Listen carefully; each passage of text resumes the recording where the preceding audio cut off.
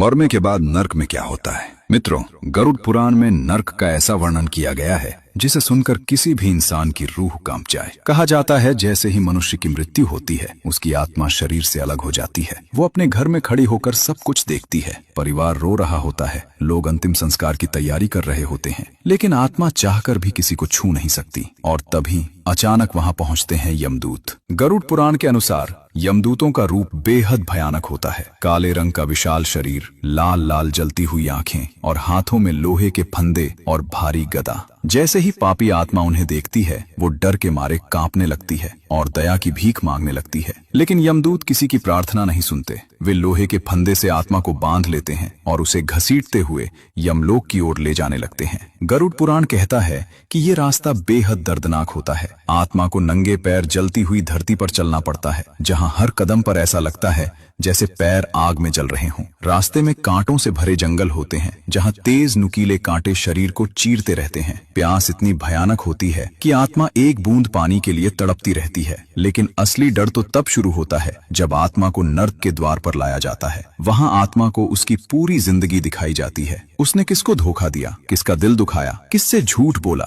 सब कुछ। और फिर शुरू होती है नर्क की भयानक सजा। गरुड़ पुराण बताता है कुछ पापियों को जलती हुई आग में डाल दिया जाता है, कुछ को उबलते तेल के कड़ाह में फेंक दिया जाता है और कुछ को तेज धार वाले हथियारों से भरे रास्ते पर दौड़ाया जाता है। वहां दर्द इतना भयानक होता है कि आत्मा चीख चीख कर दया की भीख मांगती है। उस समय आत्मा को अपने हर पाप याद आते हैं और वो रोते हुए सिर्फ एक ही बात कहती है, काश मैंने जिंदगी में पाप न किए होते। मित्रों, गरुड़ पुराण हमें डराने के लिए नहीं बल्कि सचेत करने के लिए ये सब बताता है। इसलिए आज से ही कोशिश करें किसी का दिल न दुखाएं, किसी के साथ अन्याय न करें और जितना हो सके अच्छे कर्म करें। क्योंकि याद रखिए, मृत्यु के बाद इंसान के साथ उसका धन नहीं, सिर्फ उसके कर्म ही जाते हैं। भगवान श्री हरि विष्णु के लिए वीडियो को लाइक शेयर जरूर करें।